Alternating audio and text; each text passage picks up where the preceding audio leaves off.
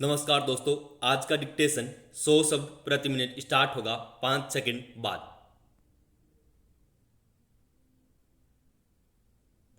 Start. मानव समाज में संचार की व्यापक भूमिका है। विराम।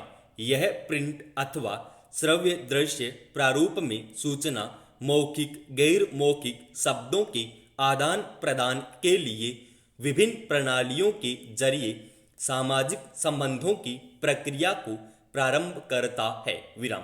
संचार वास्तव में हमारी रोजमर्रा की जिंदगी में एक प्रकार से जीवंत रक्त का प्रवाह करता है। विराम। अति सूक्ष्म स्तर पर यह लोगों तक पहुंचकर और भागीदारी से अथवा व्यवहार में बदलाव के जरिए उन्हें सक्रिय बनाकर विकास और सामाजिक बदलाव की प्रक्रिया की दिशा प्रदान करता है। विराम। आधुनिक प्रौद्योगिकी संपन्न समाज संचार माध्यमों की सहायता से लोगों के जीवन और रहन सहन में सुधार के लिए संप्रेषण शक्ति का उत्कृष्ट प्रयोग कर रहा है। विराम।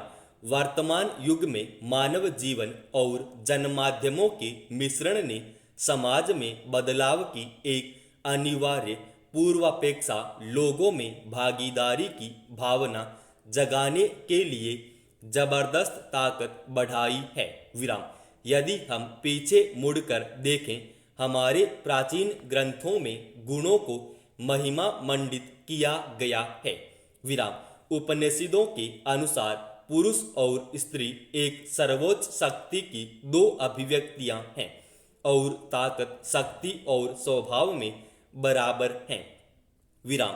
पीढ़ी दर पीढ़ी महिलाएं सामाजिक बहिष्कार, अनेक प्रकार के भेदभावों, मानसिक और शारीरिक दुर्व्यवहारों के लिए विवश होती गई। विराम।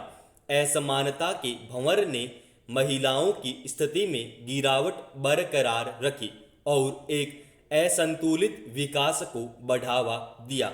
विराम। 21वीं सदी हालांकि एक विरोधाभासी स्थिति को प्रस्तुत करती है। विराम।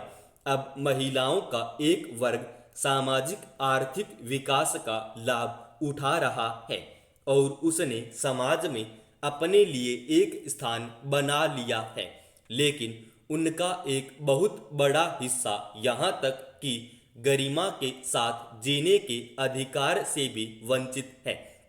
विराम। एक बालिका को ही कई बार जीने के लिए भी योग्य माना जाता है।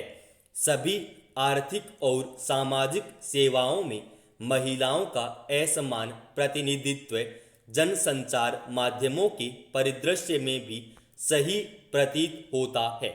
विराम। इन दिनों उन्नत संचार उपकरणों से सुसज्जित मास मीडिया एक शक्तिशाली बल के तौर पर हमारे जीवन और रहन सहन, हमारे मनोभाव और धारणा पर गहरा प्रभाव डाल रहा है। विराम। आज के भारत में प्रिंट, दृश्य और इलेक्ट्रॉनिक मीडिया में एक प्रभावी संदेश वाहक और परिवर्तनकारी एजेंट के तौर पर और इस तरह अलग थलग पड़ी वंचित महिलाओं के एक बड़े हिस्से को विकास की मुख्य धारा से जोड़ने की व्यापक क्षमता है। विराम। निसंदेह उपग्रह प्रौद्योगिकी के इस युग में संचार माध्यमों की दुनिया सार्वजनिक बहस, संवाद और आमना सामना करने के लिए व्यापक किस्म के मंच प्रदान करता है। विराम। सोशल मीडिया ने समय, स्थान और सूचना के आदान प्रदान की मात्रा की कोई परंपरागत सीमा से बाधित हुए बगैर परस्पर संप्रेषण और जुड़ाव का एक नया मार्ग खोल दिया है। विराम। सूचना प्रौद्योगिकी के विकास ने संप्रेषण कवरेज के दायरे और पहुंच को और विस्तारित कर दिया तथा शिक्षा, औपचारिक तथा अनौपचारिक दोनों कौशल विकास, क्षमता निर्माण, वित्तीय समावेशन, स्वास्थ्य देखभाल आदि के लिए अवसर प्रदान दिए हैं। विराम। पैराचेन। सत्ता और समाज के संबंधों अथवा सामाजिकता के बोध की अवधारणा को पुष्ट करने में साहित्य की भूमिका सर्वाधिक महत्वपूर्ण है। विराम।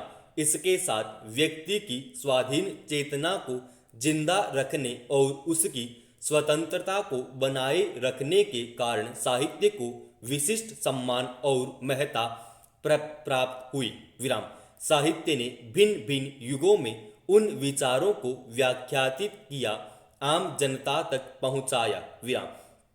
असंतुलन पैदा होने से संघर्ष का जन्म होता है। विराम। 17वीं सदी के बाद यूरोप के विचारक संघर्ष को ही सत्य मानकर चले और उसके समाधान को दृष्टि देते रहे। विराम। हमारे सामने बुनियादी प्रश्न यह होना चाहिए कि क्या व्यक्ति, समाज और सत्ता तीन पृथक तथा स्वाधीन इकाई है? व्यक्ति को केंद्र में है और समाज या सत्ता उसके चरम विकास की स्थितियां तैयार करते हैं। विराम। यह संभावना तब बनती है जब व्यक्ति अपनी प्रतिभा का, मेधा का श्रेष्ठतम समाज को समर्पित करेगा। विराम। समाज व्यक्ति से शक्ति लेता है और व्यक्ति की क्षमता के विकास की जमीन तैयार करता चलता है। विराम। पैराचेंज। व्यक्ति भी समाज की छाया में रहकर न केवल सुरक्षित महसूस करता है बल्कि अपने सर्वांगीण विकास की संभावनाएं भी पाता है। विराम। समाज व्यक्ति का विस्तार है। विराम। तब दोनों के बीच असंतुलन का प्रश्न क्यों खड़ा होना चाहिए? दोनों मर्यादित रहें और सत्ता मात्र एक व्यवस्था है जिसका अस्तित्व समाज की स्वीकृति पर निर्भर है। विराम। साहित्य ने समन्वय की संभावनाओं को तलाश किया है। विराम। मैं यह मानता रहा हूं कि साहित्य परिवर्तन का सूत्र देता है। विराम। समाज उस सूत्र का मंथन करता है। विराम। यह मंथन बहुत जरूरी है। विराम। आज बहस या संवाद एक परंपरा है। विराम। लेकिन समाज की व्यापक भागीदारी न हो पाने के कारण सारी बहसें अखबारी सुर्खियों तक सीमित हैं और कोई सार्थक परिणाम नहीं निकल पा रहे। विराम। समाज का साहित्य से इस तरह कटना हमारे लिए चिंता का विषय होना चाहिए। विराम। जब साहित्य अपनी सांस्कृतिक धारा से कट जाता है तो यह अपेक्षा करना कि समाज उससे जुड़ा रहेगा भ्रांति से ज्यादा कुछ नहीं।